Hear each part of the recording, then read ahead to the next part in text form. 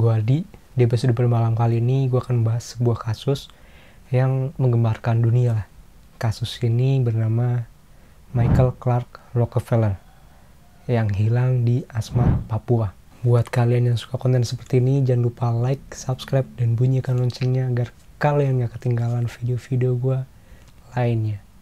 Dan buat kalian yang mau request atau mau bercerita tentang pengalaman berhantu kalian juga bisa kirim lewat email atau DM yang ada di deskripsi di bawah. Oke.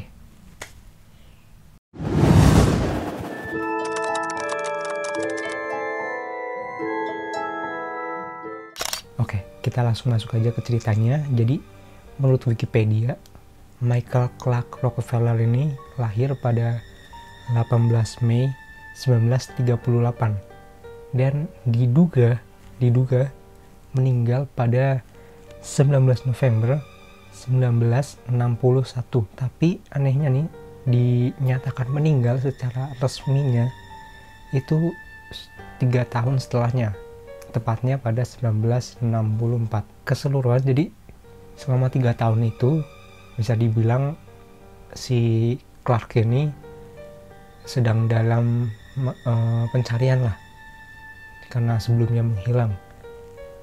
Tapi diumumkan secara resminya itu pada 1964. Jadi kira-kira gitu. Jadi konon kabarnya nih, si Michael ini menghilang selama ekspedisi di Asmat, Papua. Tepatnya di bagian barat daya Nugini, Belanda pada saat itu. Michael ini adalah anak kelima dari Nelson Rockefeller, dan dia ini merupakan generasi keempat anggota Rockefeller. Nelson Rockefeller.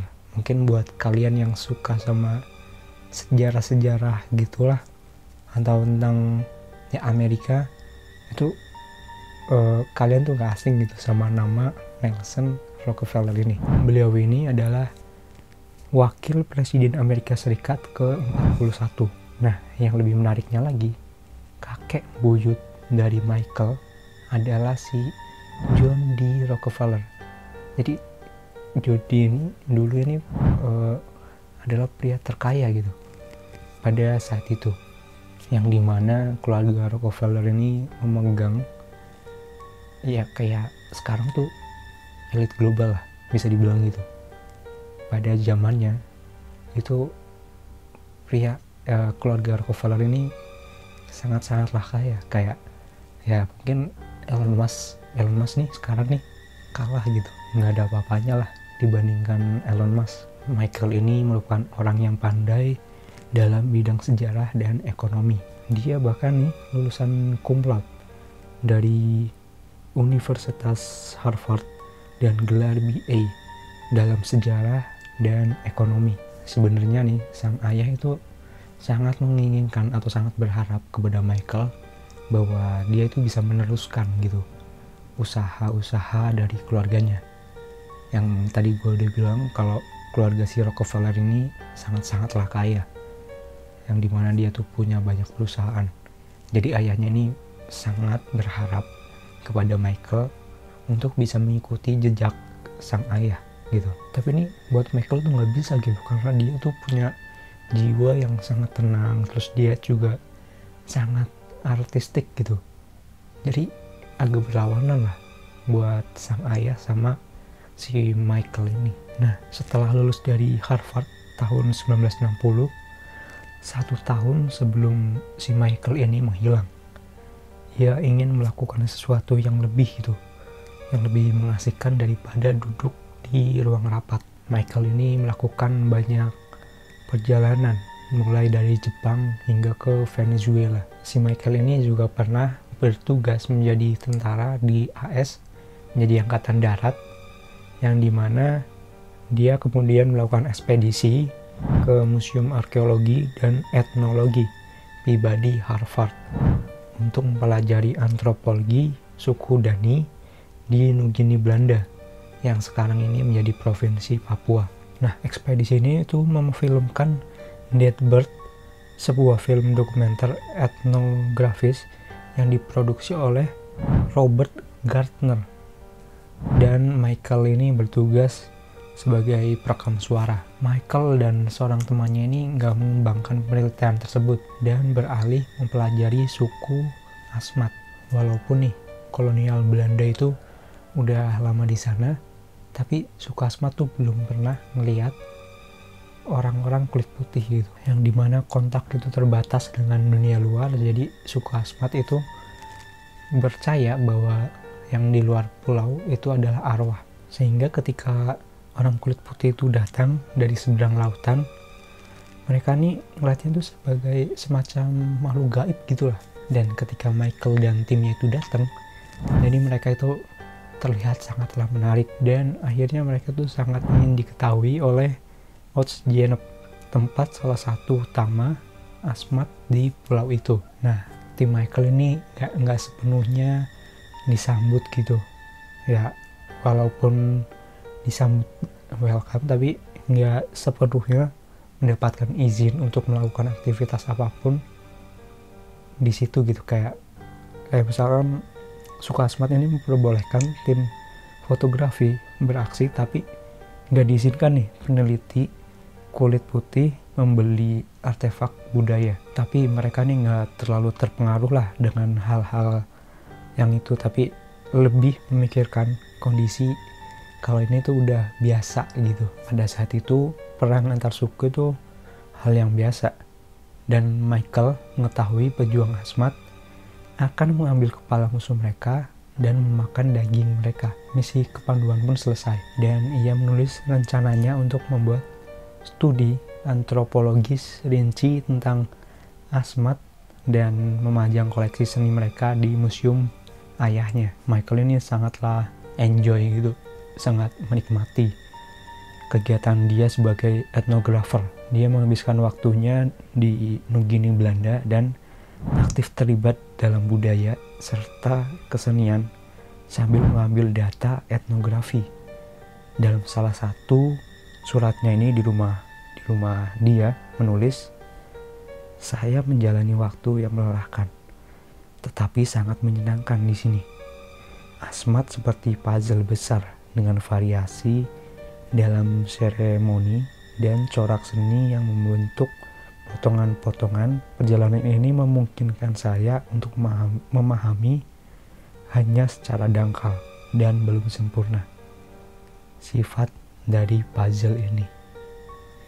Jadi itu kira-kira tulisan dari Michael Clark Rockefeller. Setelah selesai dari tugas penelitian di museum pribadi, Michael ini kembali ke Papua dan mempelajari Asmat dan ingin mengumpulkan barang-barang kesenian di Asmat. Pada 17 November 1961, Michael dan temannya ini yang bernama Rene Wessing, seorang antropolog Belanda, sedang berada di perahu. Tiba-tiba terjadi badai yang membalikkan perahu mereka.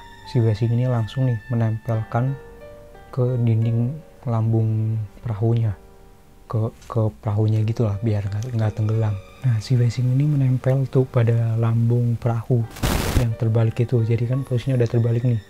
Nah, si Wessing mencoba mendekat ke perahu itu biar dia tuh nggak terombang-ambing di lautan itu. Nah, jarak pantai dengan lokasi perahu terbalik itu sekitar 3 mil. Nah, disebutkan nih karena mereka terombang-ambing di pantai di lautan itu, jadi mereka tuh terbawa arus sampai berjarak 12 mil dari pantai. Bayangin yang tadinya itu 3 mil sekarang jadi 12 mil.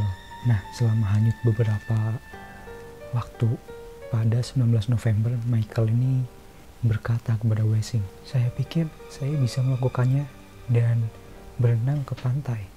Itu adalah perkataan dari Michael. Akhirnya Michael langsung tuh terjun dan berenang. Dan pada saat itulah Michael tidak terlihat lagi.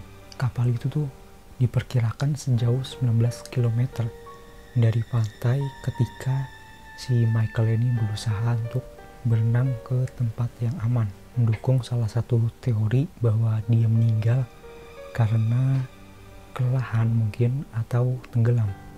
Wessing sendiri ini diselamatkan pada hari berikutnya, karena si Wessing kan bertahan di kapal itu.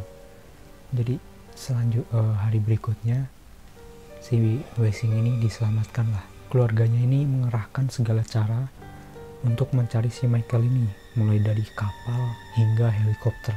Si keluarga Rockefeller ini sangat-sangatlah kaya.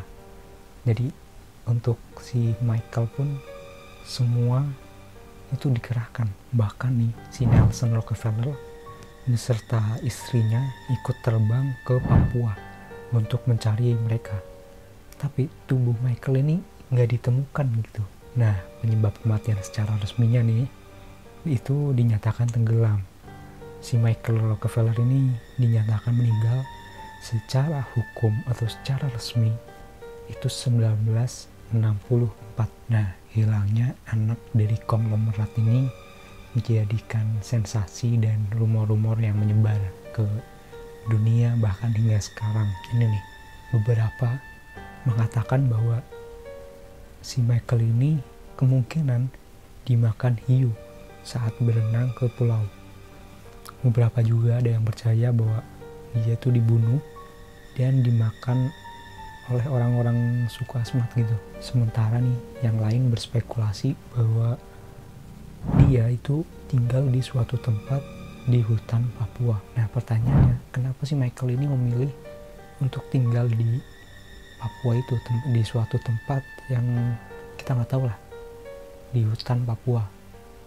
Nah orang-orang itu berkata kalau mungkin dia itu melarikan diri dari kurungan kekayaan karena dia nggak mau tuh berurusan dengan bisnis keluarganya, atau dengan kata lain nggak mau ikut mengurus bisnis dari keluarganya. Jadi mereka berspekulasi si Michael ini memilih untuk kabur.